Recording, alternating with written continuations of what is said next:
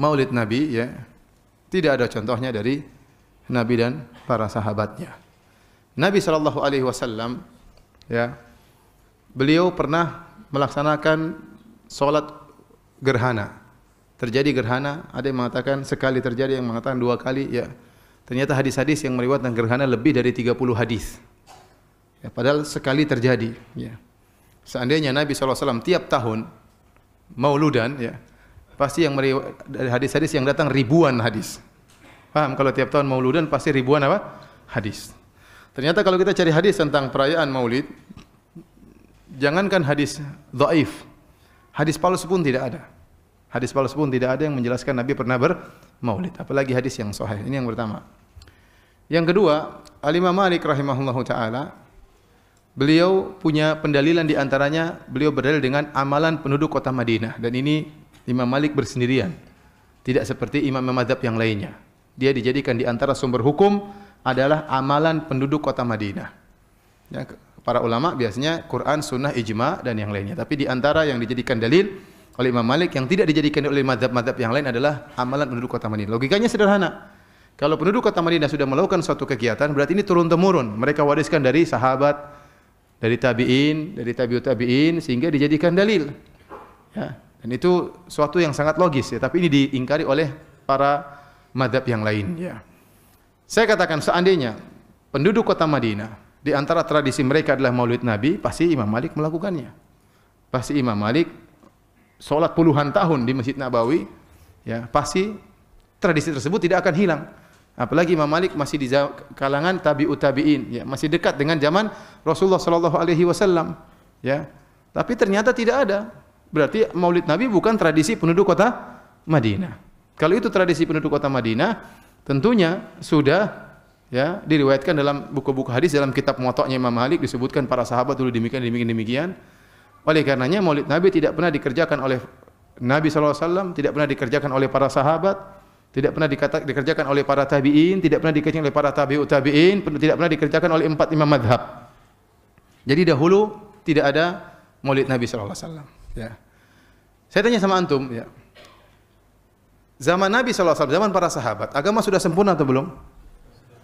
Tanpa Maulid sudah sempurna? Ya sudah, selesai. Seandainya tanpa Maulid sudah sempurna, maka tidak perlu kita harus melaksanakan apa? Maulid. Timbul sebagian orang seakan-akan Maulid itu apa? Wajib. Mereka tidak mengatakan wajib, tapi perbuatan mereka, sikap mereka seakan-akan Maulid itu apa? Wajib. Saya mereka mengatakan kalau tidak bermaulid tidak cinta kepada Nabi sallallahu alaihi wasallam.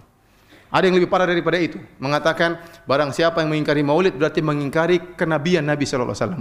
Bahaya ini. Berarti kalau mengingkari Maulid kafir dong, mengingkari kenabian Nabi apa? Kafir. Hampir ada yang berkata seperti itu, berlebihan. Kita katakan bagaimana di zaman Nabi bukan sunnah, sekarang bisa jadi wajib. Bagaimana zaman Nabi para sahabat tidak dilakukan, sekarang kok sekarang menjadi apa? Wajib. Kok bisa demikian? Ya, apa kita tidak?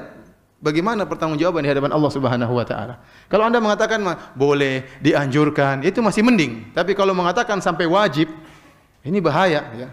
Bahaya ya. Baik.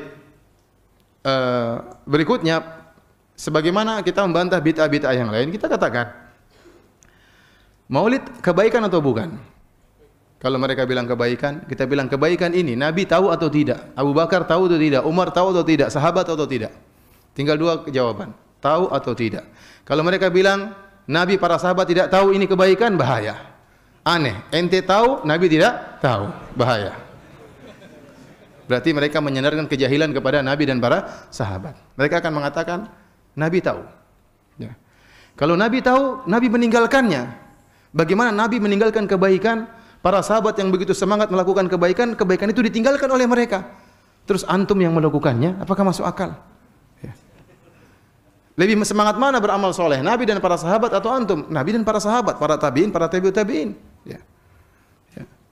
Oleh karena para hadirin Allah Subhanahu wa taala, yang benar Maulid adalah perkara yang bid'ah, tidak pernah dikenal oleh para sahabat dan para a'immah ya. Makanya kalau ada yang mengerjakan sekarang, kita bilang ini perkara bid'ah. Dan ini yang dipilih oleh Al-Imam Syaukani rahimahullahu taala dalam kitabnya Risalatun fil Maulid. Risalah tentang hukum Maulid. Risalah fi hukmil Maulid kalau enggak salah.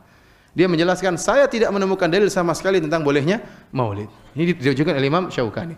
Ustaz, apakah ada khilaf? Kenyataannya memang ada khilaf. Kita dapati sebagian ulama-ulama Syafi'iyah mutaakhirin terutama, ya, seperti Ibnu Hajar rahimahullah. Ya. Kemudian Ibnu Hajar yang dalam Fathul Bari mengatakan 3 kurun generasi tidak pernah melaksanakan maulid. Tapi dia sendiri mengatakan maulid boleh. Kemudian gurunya Al-Iraqi, muridnya Sakhawi juga mengatakan boleh. Ini pendapat ulama Syafi'iyah. Banyak pendapat ulama Malikiyah mengatakan haram, ya, seperti Al-Fakihani dan yang lainnya, ya. Saya lupa nama-nama ulama Malikiyah tersebut, ya. Didukung oleh juga Ibnu Taimiyah dan yang lainnya, ya. Sekarang kalau ada khilaf, kita berhak memilih. Maka saya memilih bahwasanya Maulid Nabi hukumnya bid'ah sebagaimana yang dipilih oleh Imam Syaukani rahimahullahu taala. Ustaz, bagaimana saudara-saudara kita yang mengatakan Maulid boleh? Ya sudah, mereka melaksanakan apa yang mereka yakini, ya. Tidak perlu kita menyesatkan mereka. Tidak, kita cuma sampaikan. Kita cuma apa?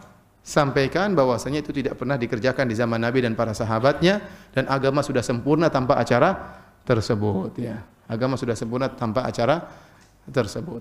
Dan kita katakan cara maulid yang benar yang diajarkan oleh Nabi sallallahu alaihi wasallam adalah puasa setiap hari Senin.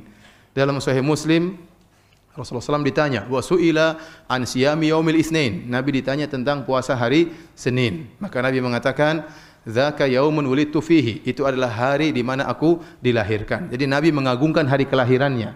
Tetapi cara pengagungannya dengan apa? Dengan berpuasa setiap hari Senin, setiap pekan. Saya ingatkan para ikhwan, tidak perlu kita ributkan masalah ini. Kalau ada yang mengatakan maulid sunnah, ya sudahlah, biarin mereka lakukan. Ya, kita katakan tidak sunnah, karena sunnah adalah hukum fikih. Ya, kalau bilang sunnah, mana dalilnya? Ya. Bagaimana Anda mengatakan sunnah sementara tidak pernah dikerjakan oleh Nabi dan para sahabatnya? Apalagi sampai pada derajat wajib. Ya, dari mana dalilnya? Ya, saya tidak berani mengatakan demikian. Karena mereka sampai saya mengatakan, mereka mungkin tidak mengatakan wajib, tapi pernyataan mereka seakan-akan hukumnya wajib. Mereka mengatakan kalau tidak bermaulid tidak cinta kepada Nabi. Itu berarti kan apa? Berarti seakan-akan wajib. Tapi para sahabat yang tidak bermaulid, apakah mereka tidak cinta kepada Nabi sallallahu alaihi wasallam? Ya. Mereka sangat cinta kepada Nabi. Namun mereka mengungkapkan cinta tidak seperti dengan apa yang mereka tidak mengungkapkan cinta dengan perkara yang tidak diajarkan oleh Nabi. Tapi mereka mengungkapkan cinta mereka kepada Nabi dengan perkara-perkara yang diajarkan oleh Nabi sallallahu alaihi wasallam.